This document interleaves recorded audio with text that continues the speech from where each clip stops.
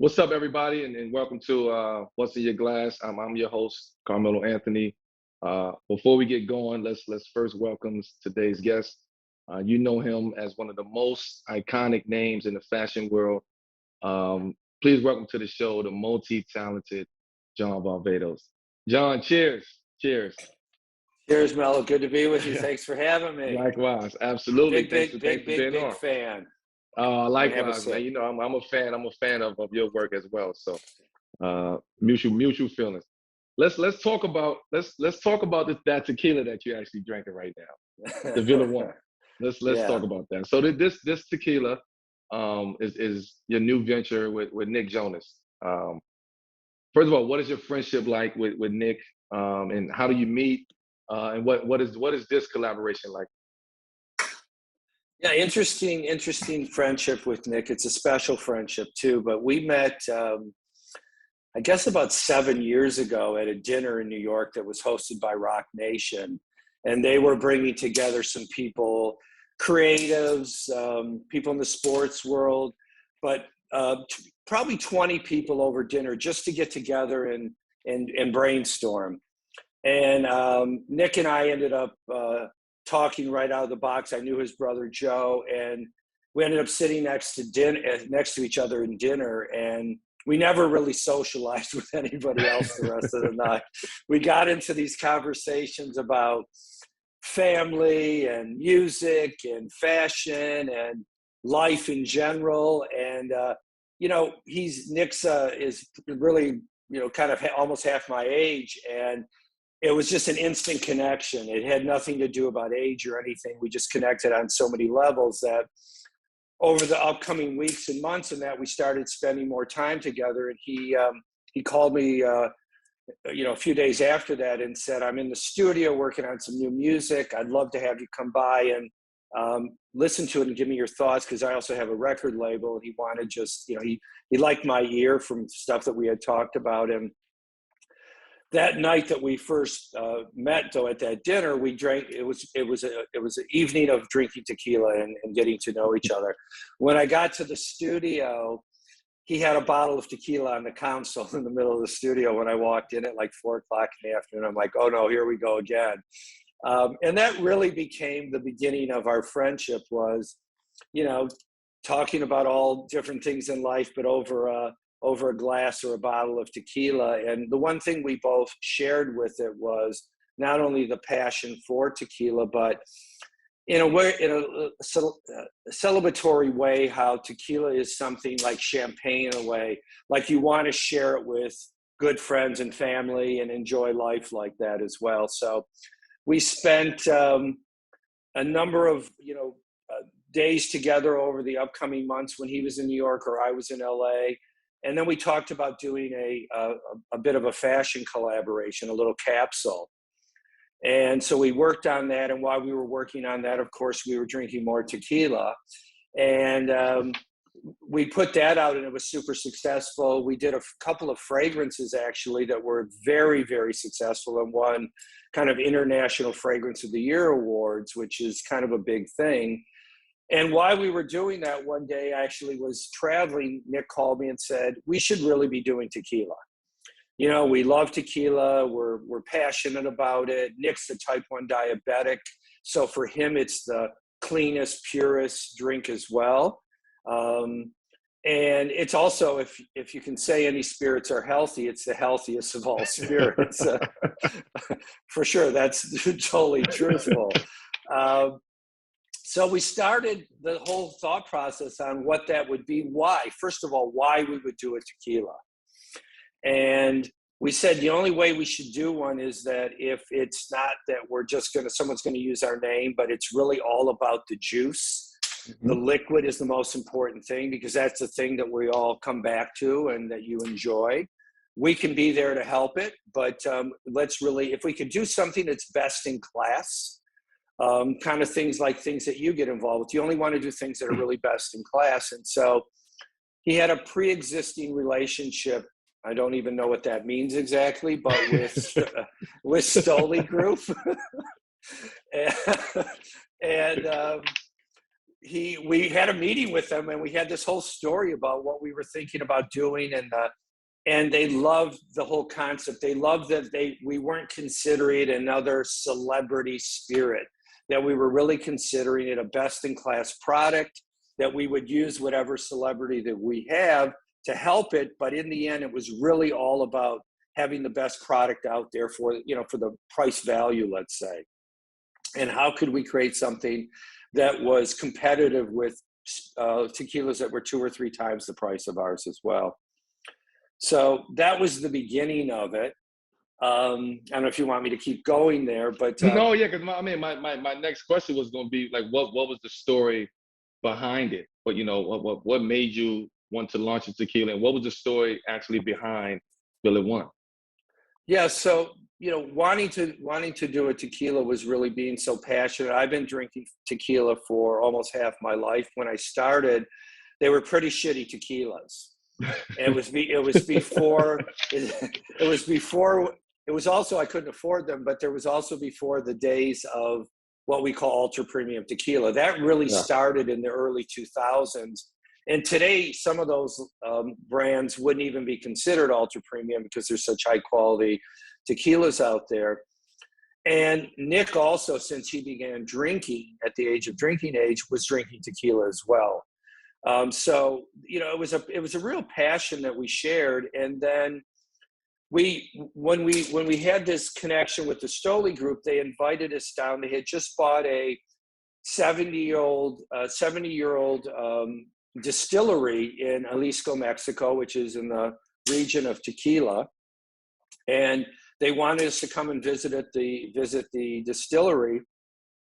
So on the way down, kind of a funny story, but we got to the airport, and Nick was flying with one of Nick's private planes at the time, and his manager said, "We're not going to Guadalajara tonight. We're going to go to Cabo." I'm like, it's like completely out of the way. Like, why are we going to Cabo? And he said, because we need to do, we also had some people from Stoli. He says, because we need to do something that really, brings everybody together, and we really have a special moment. So we ended up going there and staying at a very special resort for 8 hours max. We were there. But during that time, over tequila, good food, talking about what we thought this brand could be, how we would market it, all of that. All of us got super pumped about it. And at maybe 2:30 in the morning, before we all decided to go to bed, because we had to get up at 6 to leave for Guadalajara, Nick raised his glass and said, "To life as it should be." And what he meant by that was, again, getting back to being with people that you care about, enjoying those times together. And I said at that moment, I said, that has to be our mantra. Like, I hadn't heard that before. That's totally got to be our mantra for the brand, which it is. And where we were staying the next morning when we got up, I got up at 6 o'clock, made coffee for the crew in the kitchen, and then walked out in front. It was a beautiful day. I walked out in front of this little villa, and on the gate behind it, it said Villa One, because they had multiple villas. And Nick came out, and I said, "Look at this." And we both kind of said, like, this is something here. It's a place that really we conceived some of the things that we were doing. It's kind of where we felt like we really kind of kicked the real start of this off. And so that was the kind of the beginning of us really looking into using the Villa One name. And we then headed down to Jalisco and we were met at the gates of the distillery by the master distiller for the distillery, who in that region, we had no idea at the time, is considered the godfather of tequila. He's been making tequila for most of his life. He's created some of the top brands out there. And they had hired him to run this distillery. His name's Arturo Fuentes. And I consider Arturo part of our, it's kind of the three amigos with Nick, myself, and Arturo. And he's our secret weapon. He really is. When I talk about the magics in the bottle, here's our bottle. When I talk about the magics in this bottle, it's Arturo inside this bottle as well. It's his magic that he helped us create. So Is That's that the really the same kickoff. Arturo? Is that the same Arturo with the cigars? No, it's a different Arturo. Oh, There's a couple okay, of okay, them. okay, okay. Yeah, Okay, got it. but you might know that when he is drinking tequila down there, sometimes he's smoking cigars. No, so you mentioned passion early on. Like where did Yeah. the passion for tequila come from? You know, it's kind of like you and wine, I think too. You know, I think it encompasses so many feelings about it. It's not just, of course, it's searching for the right taste profile, and you kind of get addicted to that whole search of the newness, the different thing, something special, but also I will say a little bit more of as I got a little bit older and connected with it even more. When I would work with my trainer and he'd say, like, what did you eat last night? What did you drink? And I'd say, I had a couple glasses of tequila. He goes, okay, if you're going to drink, that's the only thing you should be drinking. And I took it as the gospel. So what does it, what to make, like, what makes Villa One special? Like, what would you say makes Villa One special? Aside from the story, aside from how you came up with it in the story, what makes it special? It's the liquid. So the liquid really is, each one has a separate, taste profile. We do a silver, a reposado, and an añejo. And it's the amount of distilling that goes into it. It's Arturo and his blending of all of those. But we also have a bit of a secret weapon as well, besides Arturo, in that we own our own distillery. We own our own agave plantations, now multiple ones, which most brands don't. Most brands don't even own their distillery. They job it out to different people. So the quality control is great, but in those agave plantations, we source the agave from both the highlands and the lowlands. And the highlands are very sweet, and they add one aspect to it that you don't have to put any sugar into the product. And then the lowlands are more nutty and earthy. So the combination of the two, and as far as we know, we're one of only 2 brands that actually use both, and the other one's a very small one. So it is a special way of blending and distilling then. And then, our reposado is like 6 to 9 months in American oak barrels, and our añejo is done 12 to 16 months in American oak barrels as well. So, I mean, I really have to taste the tequila. By the way, yes, you just sold me on the whole lifestyle, and the actual juice. It has to be is very important. When it comes to athletes, we tend to focus on physical fitness, but there's another side to the game that's just as important: mental fitness. Calm, the #1 app for sleep and meditation, has teamed up with LeBron James to help you train your mind and become the champion version of yourself. LeBron and Calm know that your mind is like any other muscle in your body, but you don't have to be a world champion to learn how to train it. Calm can help you train your brain so you sleep better, reduce your stress, and perform at your best, just like King James. For LeBron, sleep is a critical part of his mental fitness routine.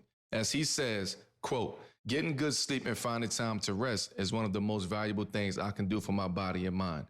From the sound of rain falling on leaves to bedtime sleep stories, Calm puts me to sleep within minutes, which means I wake up ready for any challenge," unquote. So, if you head to calm.com/glass, for a limited time, you'll get 40% off a Calm premium subscription. With Calm, you have access to the nature scenes LeBron loves, like rain on leaves, and so much more, like sleep stories and meditations, so you can be ready for any challenges that life throws your way. Again, for a limited time, our listeners can join LeBron in using Calm and get a 40% discount on a Calm premium subscription at calm.com/glass. That's calm.com/glass. Unlock content to help you focus, ease stress, and sleep better. Get started at calm.com/glass. That's calm.com/glass.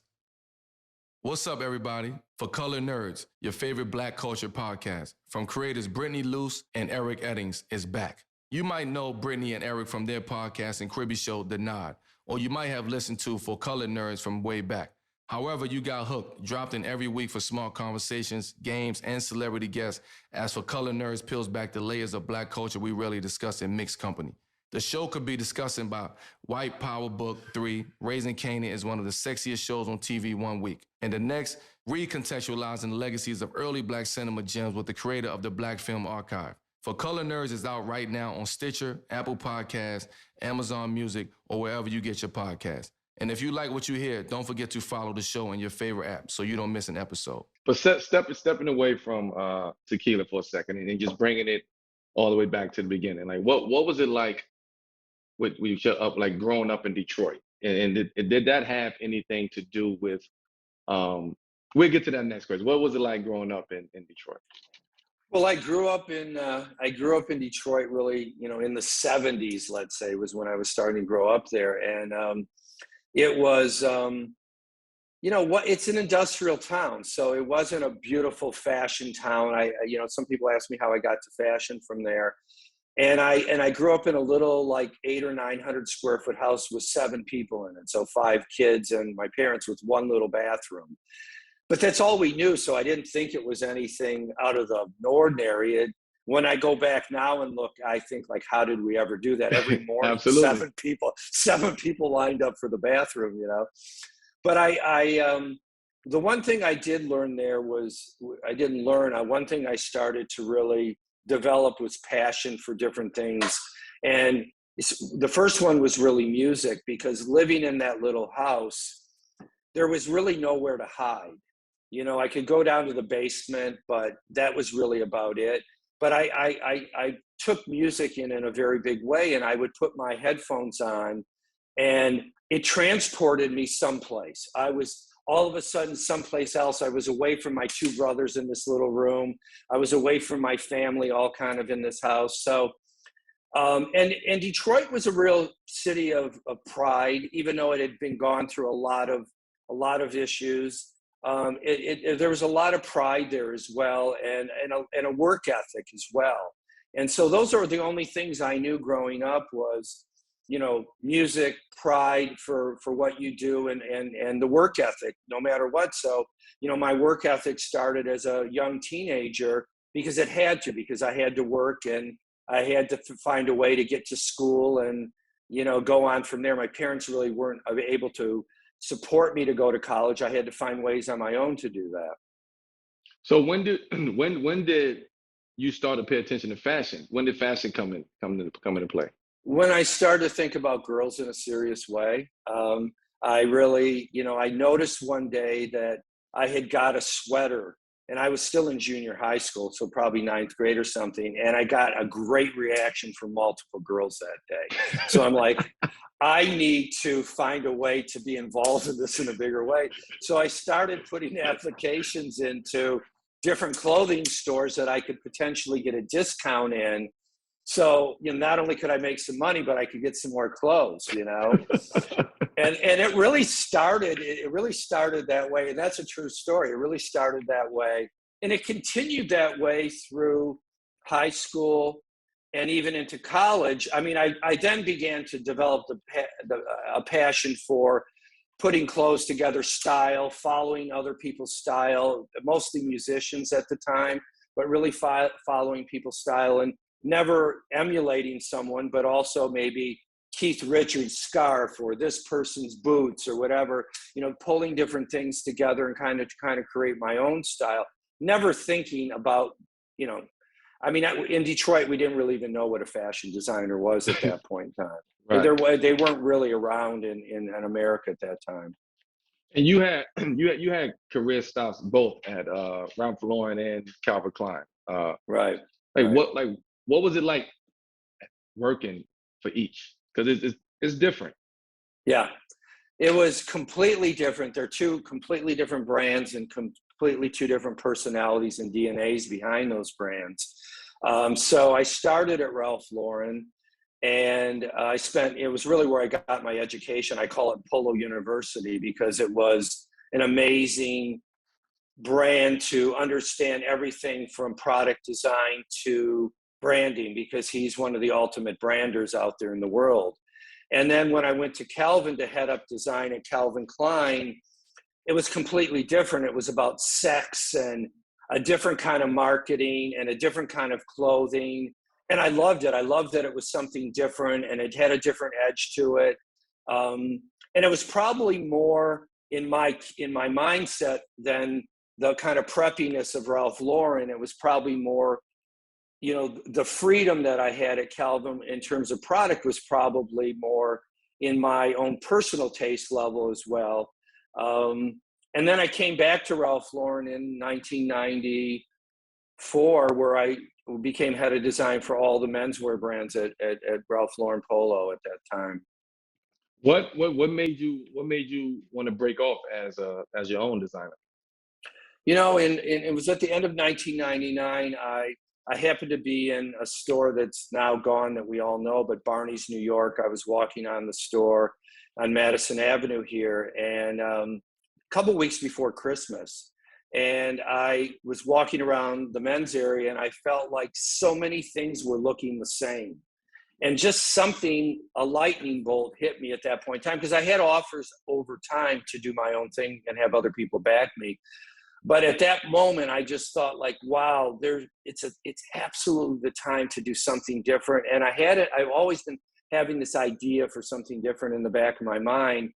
And I pulled the trigger immediately on it. It wasn't something that it took weeks or months or whatever to bubble up. The next morning, I started moving on that whole thought process. Wow. Wow. And so, and that brings me to kind of another question I wanted to ask you on, you know, the timing and the vision of a lot of your work and a lot of your brands and your fashion. Like, how important it is to you that you think it is to stay true to your vision? Because a lot of people might have a vision. They might be told, oh, this shit don't work, get rid of that, don't do that. And they might get discouraged by that. But how would you say how important it is to stay true to that vision? You know, it's probably the most important thing, because in the end, it's your brand and people look to you for certain things. And there's very few brands that can constantly totally reinvent themselves, total reinvention. Evolution is a big thing that we all need to do, but revolution is a difficult thing in the fashion world for brands to continue to. It's a little easier today because there's so much fashion out there today and so much noise around fashion, but probably when I started in 2000, it was a little different. But being true to your DNA and to your soul of your brand is the most important thing, for sure. Doesn't mean you shouldn't evolve. It doesn't mean you shouldn't push your walls out. But it's the one thing, like if you look at a company like Ralph Lauren, which is one of the biggest fashion brands in the world, maybe the biggest one as a designer, it's been him not wavering. Doesn't mean he hasn't pushed his walls up, but not wavering from that DNA, very being true. And it's, you know, there's been times where the whole organization was, even when I rejoined in 1994, part of the organization wanted me to push him to go a different direction because the marketplace was rumbling about different things and their business was kind of softening a little bit. And he fought it, and I have to say, I learned a lot. That's why I also kind of call it Polo University, because you really learn that, you know, it's easy to listen to a lot of people, but when you have something that you own, that is your own personality and your own DNA, don't give it away to somebody else. Keep in control of your IP, for sure. I'll tell you that. Oh yeah, for sure. when you think about fashion versus style, right? How would you define the difference between the two? Well, fashion is, for me, is of the moment. It's something that kind of comes and goes. It generally doesn't have any kind of long-term life to it. But style, I look at is kind of ageless and timeless. And I don't look at style just about clothes. I look at how people carry themselves, not just in their clothes, but what they feel like when they walk into the room or they leave the room, what they leave you with. So style is much more encompassing. It's also about the person and not just about the clothes, where fashion is strictly about the clothes. Yeah, the style is the swag, for sure. Yep. Yeah, for sure. style is the swag.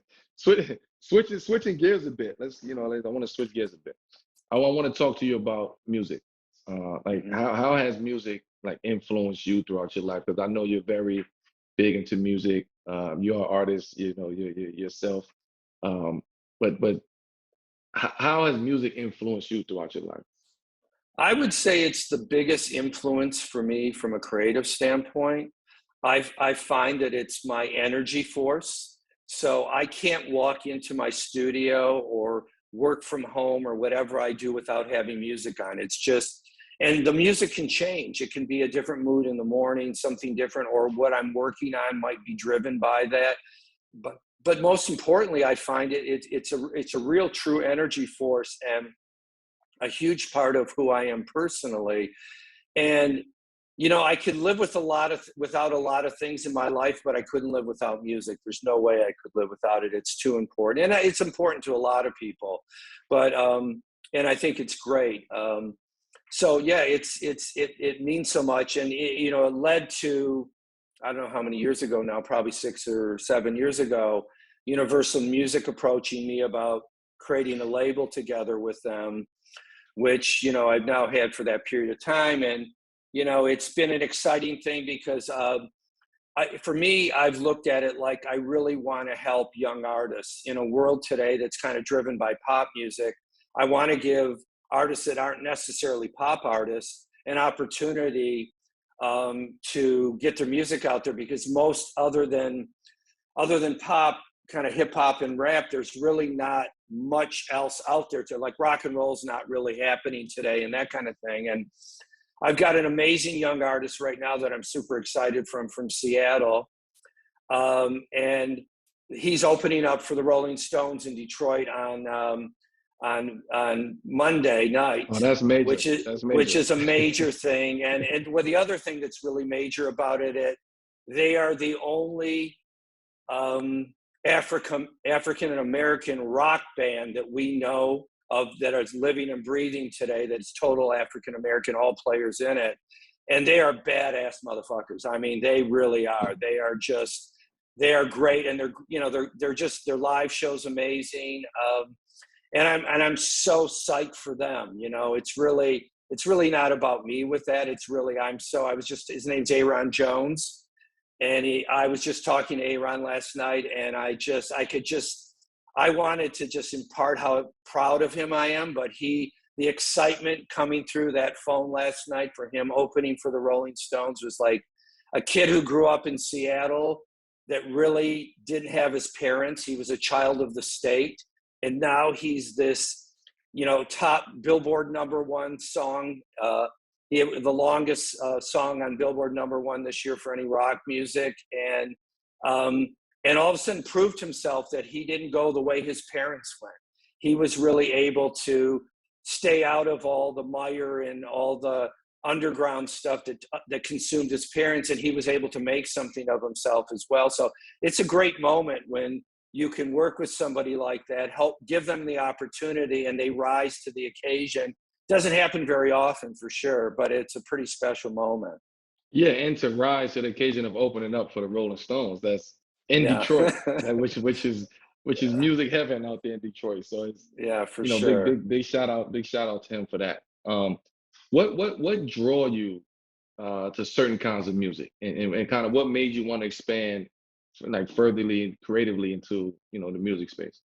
Well, growing up in Detroit, as you well understand, I mean, the Rock and Roll Hall of Fame may be in Cleveland, but the best music city in America was really Detroit. I mean, Motown, blues, jazz, rock and roll, gospel, everything was there, and it was a cornucopia of amazing music and style and conglomeration of a lot of those things as well. So for me, it was, so much of that, being exposed to so much of it, and loving all of those, that music that I just talked about. I love every one of those genres. And I love that how certain ones blended and morphed into something else. And it still remains a lot of that, because I think the fight in Detroit to somehow overcome is still going on. Oh, for sure. Music, is a place where people can use their voice to talk about the fight, how to get out of it, tell their stories in that. And I think in today's world, with as many crazy things as we have going on, music today and I'll say that isn't pop music generally, music today, whether it's hip hop or it's rock or whatever, they're about storytelling, and they're about bringing people into that place and sharing experiences with people that other people are living or having issues or whatever it is. And so I look at that as being, again, a huge driving force for me, loving the whole aspect of music. And there's also one more thing I'll say. I always loved that from a young kid. I guess I probably thought about it more when I was in college. I found this incestuousness between music and design, that every designer wanted to be a musician and every musician wanted to be a designer. It's similar to sports. Exactly. Exactly. I mean, all the rappers and the musicians want to be athletes, and vice versa. So it's definitely a very big connection, a broad connection when it comes to music, sports, fashion, etc. This episode of What's in Your Glass is brought to you by our friends at Talkspace. You've heard us talk about them before, and that's because we believe that it's important to take charge of your mental health. And look, we all know how important mental health is, especially in our society today, that can prioritize productivity over how we feel mentally. And we all know that can have long-lasting and damaging impacts on our health and well-being. Athletes work hard to keep their bodies at peak performance. It's time we treat mental health the same way.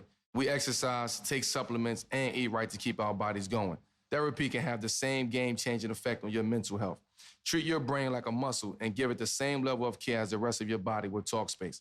Talkspace makes it easy to match with a licensed therapist and get confidential, convenient, and affordable support for your mental health. The thing I love about Talkspace is how easy it can be to match with a licensed therapist and schedule a session. It makes it so convenient even for those with a lot on their calendar. Talkspace works around your schedule, at your convenience. You can send and receive unlimited messages 24/7 with your dedicated therapist in the app. Plus, you can schedule live video sessions with your licensed therapist from anywhere. Whether you're an athlete, a rec league player, or just someone having a hard day, Talkspace is ready to help you start feeling better with a single message. You can set goals with your Talkspace therapist and help ensure your progression. If you feel like your mental health has been stuck on the sidelines, Talkspace is here to help. Match with licensed therapists when you go to Talkspace.com and get $100 off your first month with the promo GLASS. That's $100 off when you use code GLASS at Talkspace.com. Bringing it all back to kind of why we're here, what's in your glass. Before we end, I just have a few quick fire questions for you to close us out. Me and the people, we just have to know kind of what's in your glass on some special occasions. It doesn't have to be labeled specifically, but what's your go-to when I would say you're on a beach vacation? Margarita. A light margarita, not with a light margarita, spicy margarita, that type of thing. Yeah. Okay. I feel like I'm really on vacation when I'm drinking that. You're out at dinner at a nice restaurant. It could be anything from a glass of tequila with just a slice of orange or just on the rocks, or it could start with that and then end with a beautiful bottle of wine. So you start with the tequila, then end with the wine. Yeah. Okay. You don't want to have too much of each. I usually do it the other way around. No, I usually have a cocktail pre. What you're celebrating your let's see, your first CFDA award. What's in your glass? Tequila, there's no doubt about it. I had a hard time waking up the next morning after that night. Oh, of course. I can only imagine. You're celebrating your 20th anniversary of the brand. That's interesting. For a 20th anniversary of the brand, I probably would be creating something, a drink for us at that point in time. I'm not much of a mixologist, but COVID did definitely had me, gave me some time to play around. And so I love to celebrate that moment. I've just launched a new brand called On This Day. It's a men's and women's, completely different than what I'm doing. And On This Day is about celebrating that moment. And when you think about things that, whether it's you're with somebody that you love or whatever it is, it's that type of thing. And so I love creating drinks around that moment today. Like, what is it about today that's special? Let's create something that's memorable for today. Oh, man. I just want to say thank you, man. John, thanks so much. We're going to wrap this up for joining me for a glass. And just best of luck with everything you have going on right now. I want to thank you, the audience, for tuning in this week. Please follow, rate, review, as you know, What's in Your Glass on Apple Podcasts, Spotify, wherever you listen to your podcasts at. You can also check the video releases out each week on YouTube.